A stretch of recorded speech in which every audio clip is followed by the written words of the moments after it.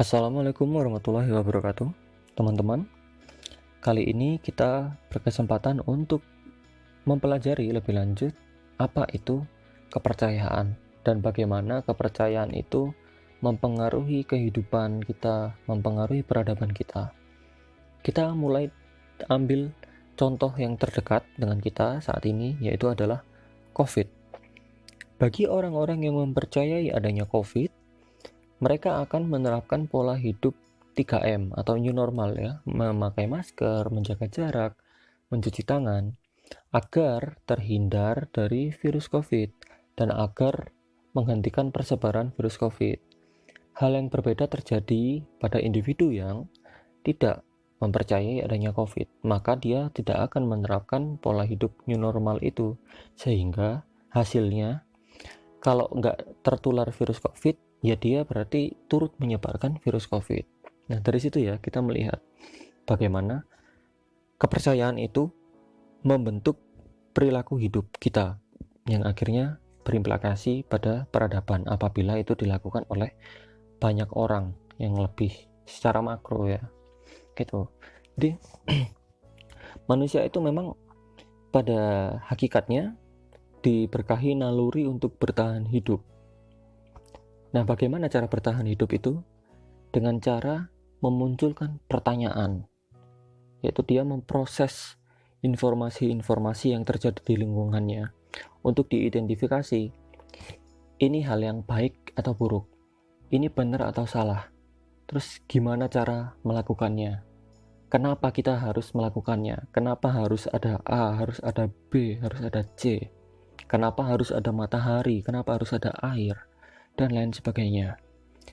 Nah, pertanyaan-pertanyaan itu membutuhkan jawaban dong untuk si manusia ini dapat melangsungkan kehidupan. Kalau dia salah ambil langkah, ya dia akan celaka gitu. Kalau mereka tidak mengenali informasi-informasi itu tadi ya. Nah, dan seringkali jawaban atas pertanyaan itu tergantung pada apa yang kita percaya. Seperti contoh pertama tadi ya, COVID ya. Kalau dia percaya COVID ya dia akan patuh 3M, dia akan menerapkan itu sebagai perilakunya. Kalau nggak percaya, ya dia tidak akan menerapkan perilaku tersebut. Dan hasilnya juga akan berbeda. Pertanyaannya gimana, jawabannya gimana, hasilnya gimana. Tergantung kepercayaan. Itu sekilas tentang kepercayaan, fungsi kepercayaan.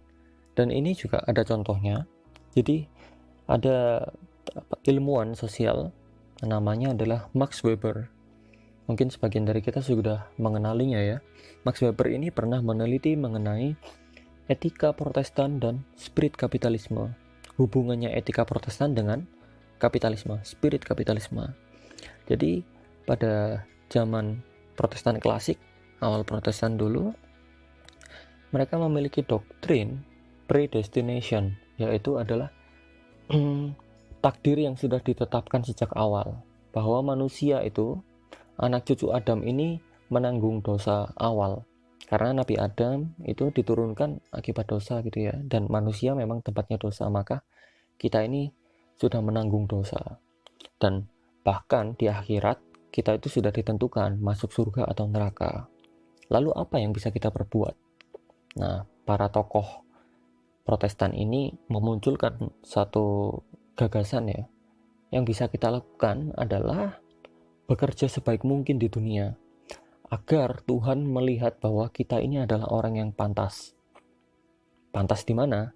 Pantas di surga atau neraka. Jadi bagi nilai-nilai Protestan pada zaman dulu, kehidupan dunia itu adalah cerminan dari kehidupan akhirat.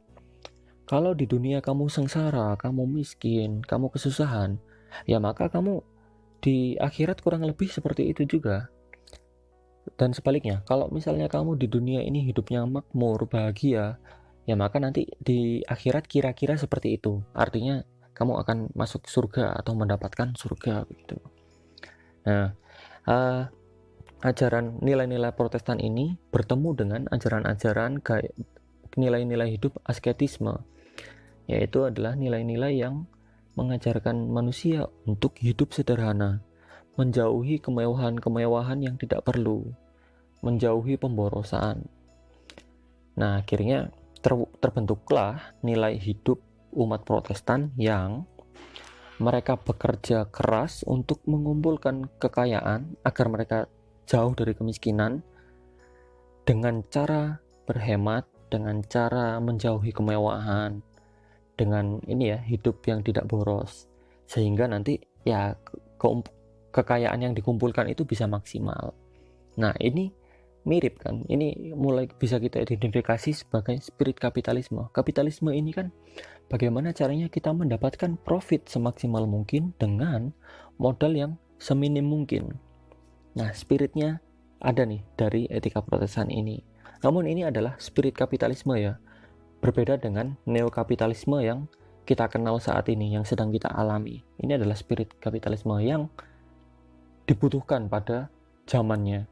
Karena memang zaman itu orang-orang pada hidupnya susah ya, mungkin pada kesulitan, tidak ada semangat hidup, maka Protestan ini datang membawa ajaran kita harus semangat untuk bagaimana kita di akhirat nanti biar hidupnya lebih baik.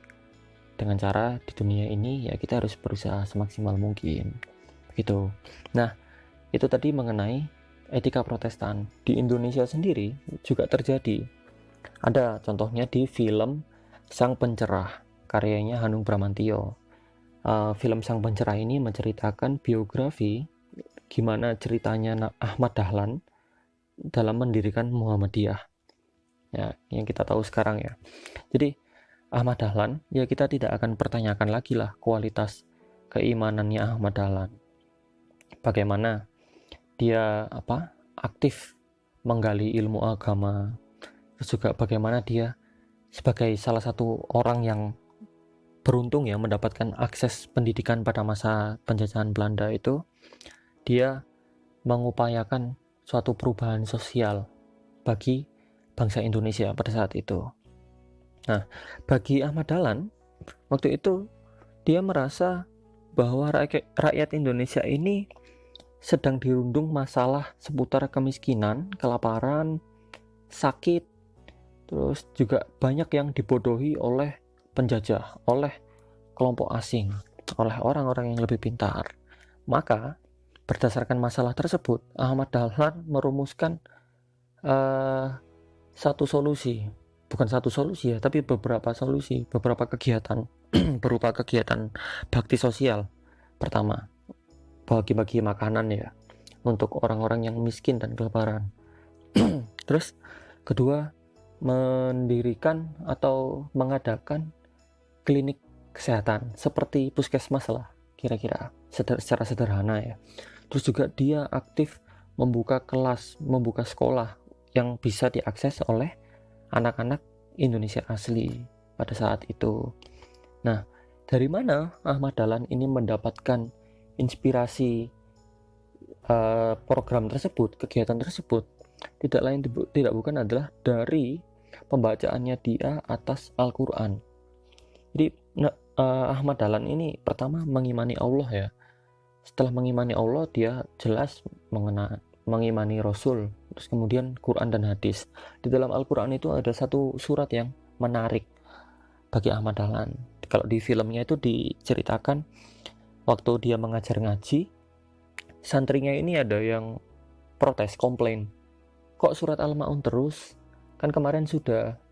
Nah, Ahmad Dahlan bilang, memangnya sudah kamu amalkan surat ini? Kalau belum diamalkan ya berarti belum khatam kita ngaji Al-Ma'un ini. Yang intinya di Al-Ma'un ini artinya kan barang yang berguna ya.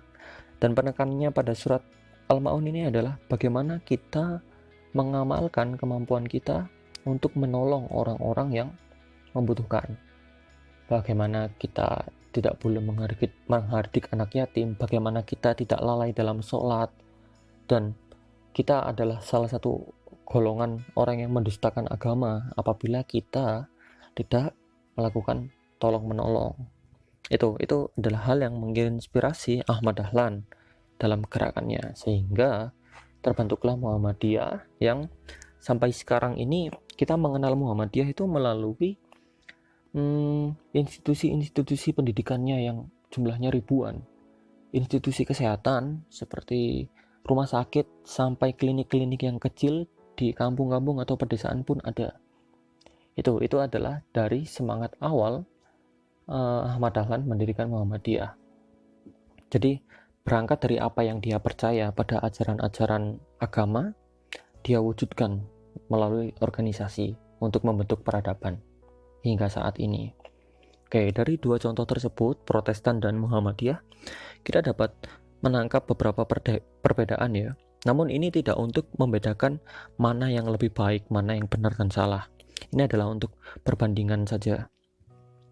Jadi, untuk Protestan, bagi Protestan pada masa itu, nilai-nilai yang dianggap benar adalah kekayaan itu dinilai dari kepemilikan. Berapa banyak yang kita mampu kumpulkan, berapa banyak yang kita peroleh dengan cara-cara yang efektif dan efisien. Sedangkan kalau di Muhammadiyah yang diajarkan oleh Ahmad Dahlan kepada santri-santrinya adalah kekayaan itu justru dinilai dari berapa banyak yang bisa kita amalkan, berapa banyak harta yang mampu kita bagikan, bukan dinilai dari berapa jumlah yang kita kumpulkan. Percuma kalau misalnya kita punya uang 10 juta tapi cuma berbagi 5.000 atau bahkan tidak pernah berbagi. Malah lebih baik kalau kamu cuma punya uang 100.000 tapi kamu amalkan 2.000, 5.000 atau berapapun. Yang penting adalah upayamu untuk mengamalkan. Atau mungkin kamu cuma mengamalkan senyum, mengamalkan pengetahuanmu. Itulah sebetulnya yang dihitung oleh Islam.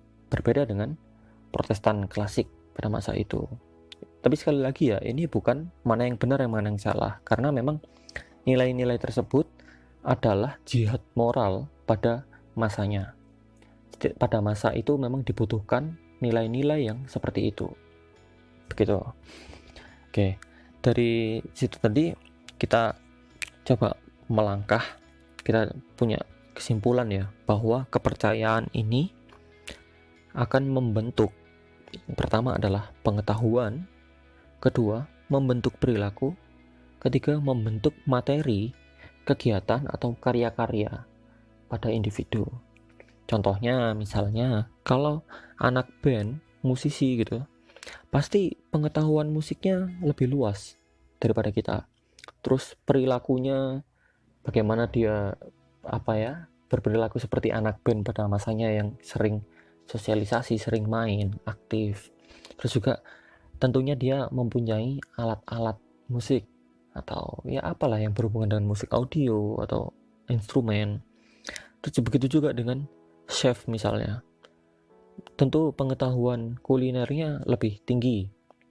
Terus alat-alat dapurnya lebih lengkap. Dan juga mahasiswa ya, seperti kita ini. Mahasiswa ini kan yang jadi pegangan utamanya adalah keilmuannya. Maka ya buku-bukunya harusnya sih lebih banyak daripada koleksi fashionnya. Terus waktu untuk belajarnya lebih banyak daripada waktu bermain game atau waktu untuk berfoya-foyanya. Nah, jadi kita bisa mengidentifikasi individu atau masyarakat melalui perilakunya. Kalau perilakunya begini, berarti ya kepercayaannya begini. Karena itu tadi ya, kepercayaan itu menghasilkan perilaku.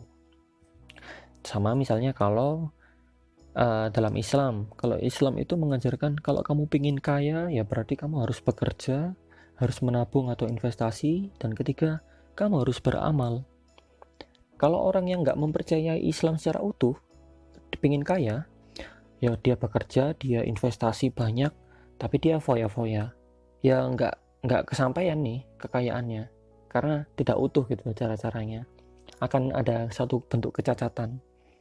Jadi apapun yang kita pegang, yang kita percayai, itu akan membentuk perilaku kita. Jadi berhati-hatilah terhadap apa yang kita percayai atau bahkan apa yang kita senangi, karena itu membentuk perilaku dan membentuk hasil akhir yang berbeda. Oke. Ini kita juga mempelajari ya bagaimana Nabi Muhammad sebagai Rasul membentuk peradaban.